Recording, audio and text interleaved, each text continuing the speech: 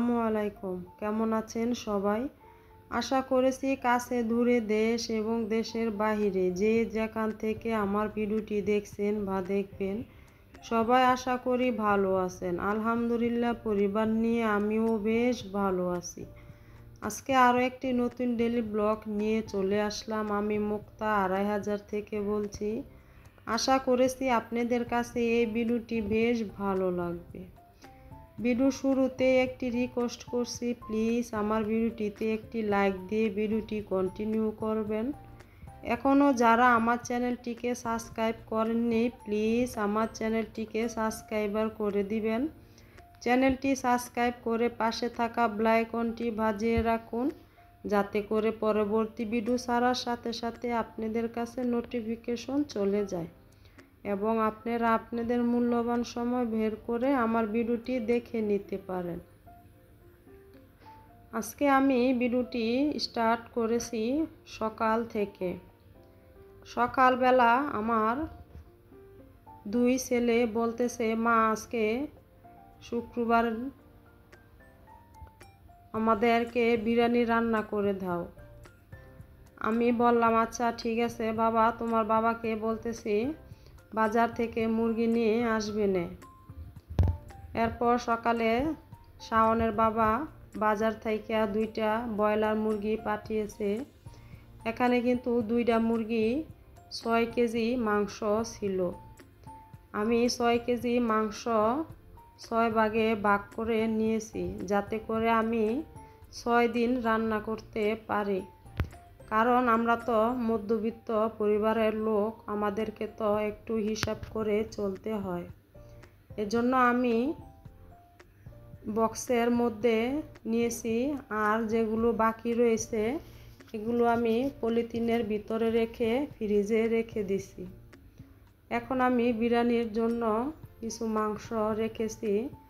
এখানে আমি দিয়েছি 4-5টা পেঁয়াজ কুচি, আদা রসুন বাটা, জিরার গুঁড়া, ফজের গুঁড়া, আর দিয়েছি স্বাদ মতন লবণ, 4-5টা তেজপাতা, আর দিয়েছি একটুকু লেবুর রস দিয়ে আমি এই বিরিয়ানির মাংসটাকে ভালো করে ম্যারিনেট করে রেখে দেব।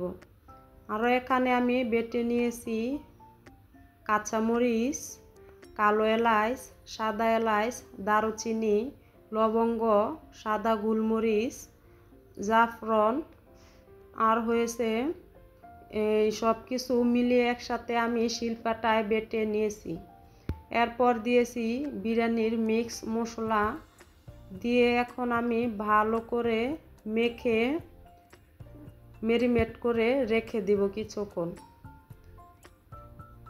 কিছুক্ষণ মেখে রেখে দিলে এর ভিতরে মাংসর ভিতরে কিন্তু মশলাগুলো অনেকটাই যায়, এর বিরিয়ানির টেস্টটা কিন্তু খুবই ভালো আসে। এরপর 20 মিনিট পরে আমি চুলায় একটি প্যান বসিয়ে এর মধ্যে পরিমাণ মতন তেল দিয়েছি, দিয়ে আমি অল্প একটু পানি দিয়ে রান্না করব 10 থেকে 15 মিনিট। আমি কিন্তু কিছুক্ষণ পরে পরে নেড়ে চেড়ে দিব না, এতে করে কিন্তু মাংসগুলো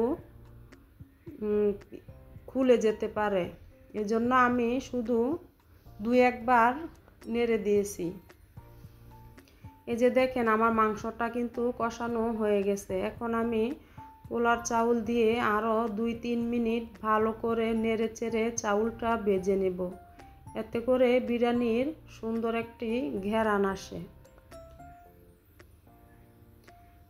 এই যে আমার চাউল কিন্তু ভাজা হয়ে গেছে। আমি এখানে 1 কাপ পরিমাণ দুধ দিয়েছি আর পরিমাণ মতন পানি দিয়েছি। আমি কিন্তু 1 কাপ চাউলের মধ্যে 1.5 কাপ পরিমাণের পানি ইউজ করেছি। এর উপরে আমি দিয়ে দিব গাজর আর কিছু মটরশুঁটি। আমার এখানে কিন্তু 3 কাপ চাউল, আমি কিন্তু 3 কাপ চাউলের মধ্যে মানে 1 কাপ চাউলে 1.5 কাপ করে পানি দিলে 3 কাপ চাউলের মধ্যে 4.5 কাপ পানি দিয়েছি এখানে। দিয়ে আমি 4-5টা কাঁচামরিচ দিয়ে ভালো করে নেড়ে চেড়ে নিব। ভালো করে নেড়ে চেড়ে আমি চুলাটা হাই হিটে রেখে দেব, যাতে করে আমার বিরিয়ানির চাউলটা ভালো করে সিদ্ধ হয়ে যায়। এরপর আমি আরও কিছুক্ষণ দমে রেখে দেব। দমে রেখে দিলে এই যে দেখেন, দমে রাখার পরে কিন্তু আমার বিরিয়ানিটা কিন্তু খুবই সফট আর নরম হয়েছে। এই প্যানের মধ্যে ভাতগুলো নাড়াচাড়া করা যাইতেছে না। এখন আমি রাইস কুকারের মধ্যে ঢেলে নেব, কারণ চাউলের অনুযায়ী আমার প্যান কড়াইটা খুবই ছোট হয়ে গেছে। আমার আরও একটি বড় প্যান কড়াইয়া আনতে হবে, যাতে করে 1 কেজি চাউল পরিমাণ রান্না করা যায়। ইনশাল্লাহ দেখি, আল্লাহ যদি একদিন হুকুম করে তাহলে অবশ্যই আনবো।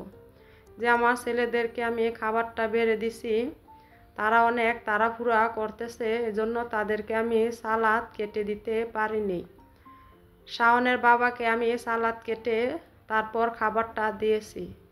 আজকে আমার ভিডিওটি এ পর্যন্তই। সবাই ভালো থাকবেন, সুস্থ